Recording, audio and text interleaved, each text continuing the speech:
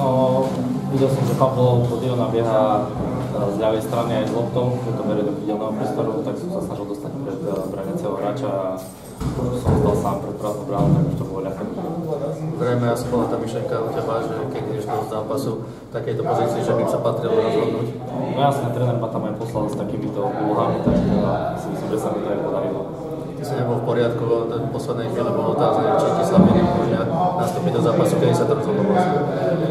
No ja som to skúšal celý týždeň trénovať s tým, ale v podstate do včera som nemohol naplno trénovať. Ani dneska to nebolo 100%, ale nejak by tréner veril, že to zvládnem aj na 80% a chvála Bohu sa to podarilo. Ešte aj pri tej druhej gólovej akcii si bol tak, že vám vyšla perfektne skoro ako po štvorkách, to bolo tie prihrávky.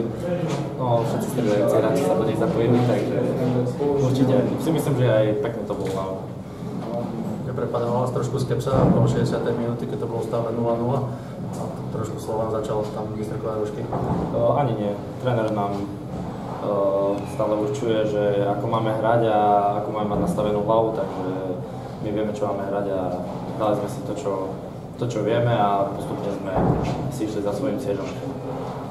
Vy ste tu troch, dá sa povedať, favoritov, neprehrali ste ani jeden zápas teraz do Trenčína, takže chcete asi v tomto pokračovať, v tomto lúpení, dá sa povedať?